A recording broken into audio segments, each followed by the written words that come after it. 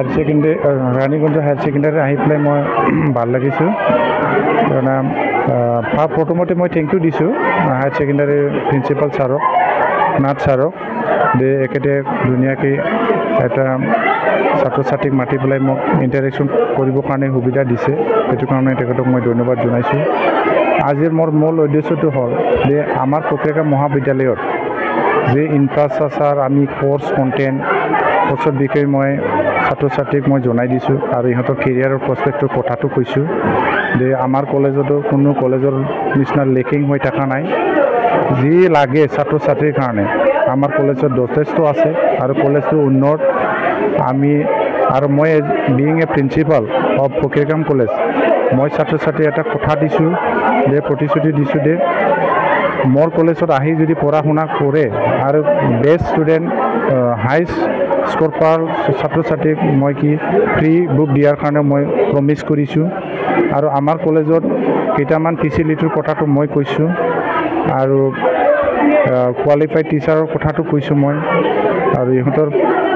এটা কথা মই জনাই দিছোঁ যে যিকোনো কলেজতে পঢ়ক এইটো কোনো ডিষ্টিংক্ট নহয় পাৰ্থক্য নাথাকে এইটো হ'ল নিজৰ ওপৰত ডিপেণ্ড হয় আমাৰ কলেজত পঢ়ি বহুত কলেজত চাকৰি কৰি আছে মই এক্সাম্পল দিছোঁ ইভেন ৰাণীগঞ্জ হায়াৰ ছেকেণ্ডেৰীত আমাৰ কলেজৰ পৰা পঢ়ি ইয়াত এছিষ্টেণ্ট টিচাৰ আৰু ছাবজেক্ট টিচাৰ কৰি আছে সেইটো কথা মই জনাই দিছোঁ আৰু স্কিল বেছ কোৰ্ছ ইণ্ট্ৰডিউচ কৰিছোঁ আমাৰ কলেজত এইবিলাক মই ইনফৰমেশ্যনটো দিছোঁ কিয় না মই এজন প্ৰিন্সিপাল হয় ৰুমৰ ভিতৰত বহি থাকিলে কোৰ্ছৰ বিষয়ে চবেই নাজানিব পাৰে মই ভাবিছোঁ মই দায়িত্ব ভাবিছোঁ মই স্কুলত যাই পেলাই আমাৰ কলেজৰ বিষয়ে মই কোৰ্ছ কি নতুন কোৰ্ছ আছে ইয়াৰ বিষয়ে জনাটো দৰকাৰ বুলি ভাবি মই আজি আহিছোঁ আজি ফকিৰগাম মহাবিদ্যালয়ৰ অধ্যক্ষ শ্ৰদ্ধাৰ ডক্টৰ মনোজ কুমাৰ ব্ৰহ্ম ছাৰে আমাৰ বিদ্যালয়ত আহি ছাত্ৰ ছাত্ৰীৰ উদ্দেশ্যে যি ভাষণ দিলে আৰু ছাত্ৰ ছাত্ৰীৰ লগত যি মত বিনিময় কৰিলে তাৰ কাৰণে মই নথৈ আনন্দিত কাৰণ আমাৰ অঞ্চলটো হৈছে দুখীয়া অঞ্চল আৰু ইয়াৰ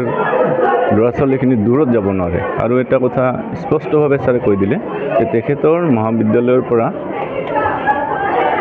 উত্তীৰ্ণ হৈ গ্ৰেজুৱেশ্যন লৈ আমাৰ ইয়াত বৰ্তমান চাকৰি কৰি থকা শিক্ষকো আমি লাভ কৰিছোঁ গতিকে মই ছাৰক এইটোও কি দিব বিচাৰিছোঁ এছুৰেঞ্চ যে অনাগত দিনত আমাৰ যিখিনি ষ্টুডেণ্ট স্নাতক পঢ়াৰ কাৰণে যায় বেছিভাগে আচলতে চাপৰগ্ৰাম প্ৰিফাৰেঞ্চ কৰে যে তাতে হোষ্টেল আছে কিন্তু মই গম পালোঁ যে ফকিৰগাম কলেজত গাৰ্লছ হোষ্টেল আছে কিন্তু বৰ্ডাৰ নাই আমাৰ ষ্টুডেণ্টখিনি সেইটো বিচাৰে যিহেতু আমাৰ বিদ্যালয়তো 100 বেডেড গাৰ্লছ হোষ্টেল আছে আৰু মই আশা কৰিছোঁ অনাগত দিনত আমাৰ বিদ্যালয়ৰ পৰা কিছু সংখ্যক ছাত্ৰ ছাত্ৰী নিশ্চয় ফকিৰগাম মহাবিদ্যালয়ত নামভৰ্তি কৰিব